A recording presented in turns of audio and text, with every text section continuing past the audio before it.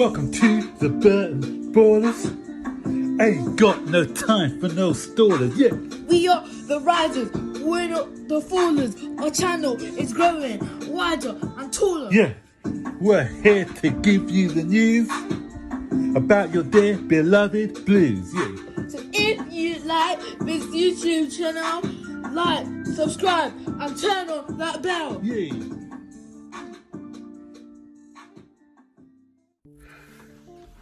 Hi guys, and welcome to another Edition of Burton Ballers. So we're doing the 5 talking points of our fantastic, brilliant performance against Manchester United yesterday. Obviously, we won 3-1 and we're into the FA Cup final. So that's fantastic news, guys, for us. So, first talking point, we're going to talk about the 3-4-3 system and does it work? Are we better as a 3-4-3 at the moment, or do people still like 4-3-3? Or so what do you think, Zane? What's your take on it? I think at the moment 3-4-3 is definitely the way to go, but I don't think we should, because under Conte our team was really good with 3-4-3, but I don't think we should tire it out. Next season we should do 3-4-3, but we should still have a mix, because I don't like to tire the 3-4-3 out, and when people will know how to play against us. And yeah, that's good. The good thing about Frank, which I like, is his flexibility, so that he's not a rigid, because Conte was a rigid 3-4-3 guy, and Sarri had his rigid way of playing. Frank Lampard is going to be a bit more flexible in his approach, and so I think in certain matches we need to go for the 3-4-3. And the good thing about our side is that Frank likes to get players who are very adaptable to different positions. He can play very different positions and are intelligent enough to take on those different positions as well. Yeah, so that's because. So I think for now, I think with our defence looking a bit shaky, we looked a lot more solid. Our shape looked a lot better yesterday, and we were in control of the game, and we didn't give Manchester United a look in that game. So I think for the personnel that we've got at the moment, I think 3-4-3 is good for us, as we showed yesterday. So had we did it against Sheffield United, as I said before, I think we could have got a result against them. I think we should do it against Liverpool, against Wolves, because Wolves play that same way. So the next 3 games we should do it, even maybe against Arsenal, because Arsenal have adopted that 3-4-3. They've played it against. They played it against Manchester City. So I think if we go in with the same formation for the last few games, then that will be good. But as you quite rightly said, saying going into next season, I think it depends on the opposition we're playing. We should be able to play different systems, but 3-4-3 has its place and it does work against certain teams. So the next talking point, Zane, we're going to talk carrying on from the 3-4-3 theme actually. Reece James. So what do you think about Reece James yesterday? Playing well. He had the Man United attackers in his pocket. It was just couldn't really be beaten by Man United players. Yeah, so because the Man United player was a bit too weak. Exactly, yeah, and a lot of people have been criticising Reece James because after lockdown he has had some indifferent performances, but yesterday it proved that he is still somebody who we need to have patience with, because he is quality. He's a quality player. He's got the makings of a superstar, right back or right fullback, and right back or right fullback or right wing back come in. So this guy is talented, and his talent was there for all to see yesterday. His positional sense, the way he was overlapping on that right hand side, some of the crosses he got in, he bullied the Manchester United defenders as well, and he looks suited for the 3-4-3 position. But he's quite adaptable. He can play as easy in a flat back 4 as well. So just Reece James is just a reminder for all you guys who were criticising him the other day. Form is temporary, but class is permanent. There you go. So, Reece James, well done. Great game for you.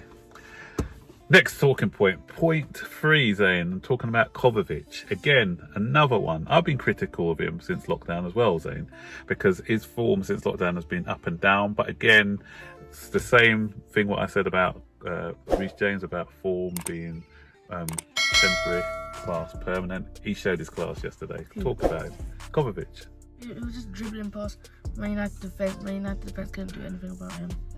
Yeah, and he's good for the big games as well, because with the big games, especially against teams who try and press us heavy, because Wolves are going to come that way as well. He's and Liverpool, what you call press resistance. So he can dribble through the press, and he can go from defence to attack really quickly.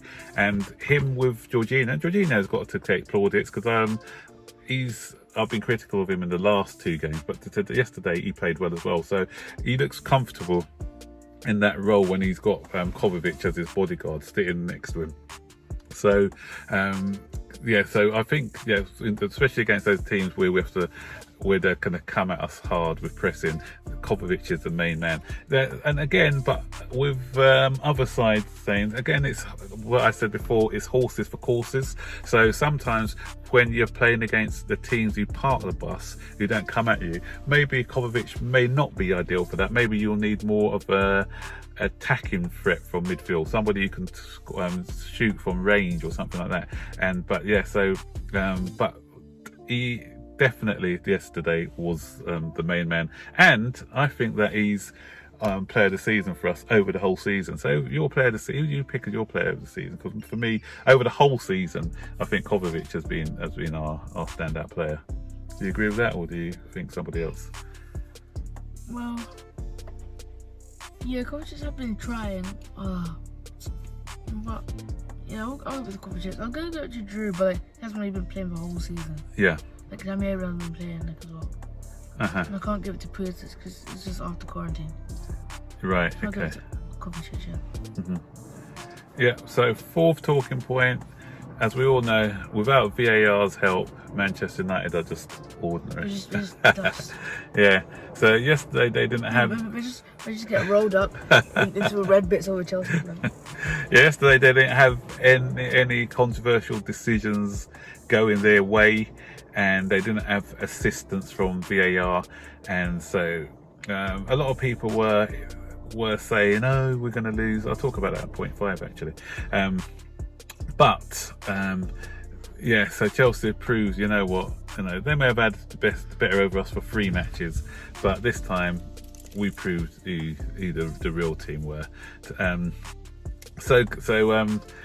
United, and I was just joking about the VAR thing, but obviously they looked a bit tired and jaded yesterday, didn't they, from all the games that they played. But just glad to put them in their place after 3 defeats in a row against them. Final one is pessimism from our fans, actually, and I got to put my hand up as well, because I wasn't pessimistic, but I wasn't confident going into this match, because I didn't think our form was great. But the point 5 is, don't ever write off Chelsea, especially it's when when everyone's thinking that we're going to lose a game, Zane. That's when we sort of galvanise ourselves and win games, because everyone didn't think that we were going to beat Manchester City, did they? And we beat Manchester City. We had a great result against Manchester City, and Tottenham, got the double over them. So don't write off Chelsea.